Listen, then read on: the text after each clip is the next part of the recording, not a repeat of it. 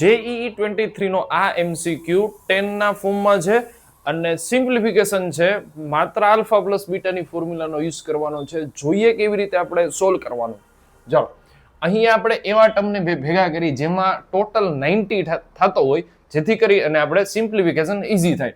ચાલો 9 અને 81 ને આપણે મિક્સ કરશું અને 27 અને 63 ને મિક્સ કરશું. તો ચાલો 10 9 બરાબર છે, એટલે કે એ આવી રીતે થાય. 10 9 એટલે શું થશે? sin 9 upon cos 9 sin 81 by cos 81 બરાબર. ચાલો આ બેમાંથી માઇનસ કોમન લઈએ. sin 27 by cos 27 plus sin 63 અને cos 63 બરાબર છે. હું ક્રોસ મલ્ટીપ્લાય કરું છું.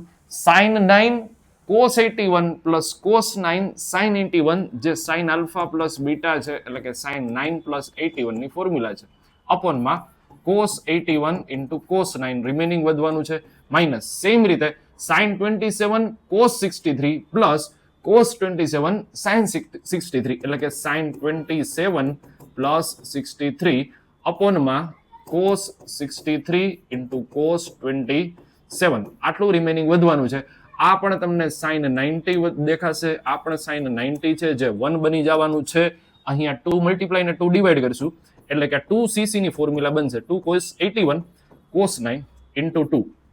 સેમ રીતે અહીંયા 2 cos 63 2 મલ્ટીપ્લાય અને cos 27. ચાલો 2cc એટલે કે થશે c પ્લસ c, પહેલામાં બ્રેકેટમાં એડિશન એટલે કે થશે cos 90 અને cos 81 માંથી 9 માઇનસ કરશો એટલે થશે 72 માઇનસ 2 અપોન 2cc. અગેન અહીંયા પણ સેમ જ થશે cos 90 પ્લસ 63 માંથી 27 આપણે માઇનસ કરીએ એટલે થશે 53 43 અને 43 માંથી આપણે બીજા 7 માઇનસ કરીએ એટલે અગેન થશે cos 36. cos 90 એટલે 0 થશે. આ થશે 2 બાય cos 72 એટલે કે sin 18 માઇનસ 2 બાય cos 36 બરાબર છે. ચાલો હવે અહીંથી sin 18 ની value 2 upon root 5 minus 1 by 4 છે, minus cos 36 root 5 plus 1 by 4 છે.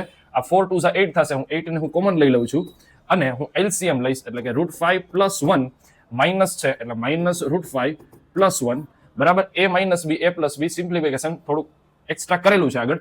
5 minus 1 છે. ચાલો ક્રોસ મલ્ટીપ્લાય કરેલો છે, LCM લીધેલું છે, તો 8 ઇન્ટુ રિમેનિંગ શું વધશે તો કે આ બે કેન્સલ થશે, 2 by 4 થાય, 4 2 8 થાય અને 2 2 ફાઇનલ આન્સર આપણો મળવાનો છે 4.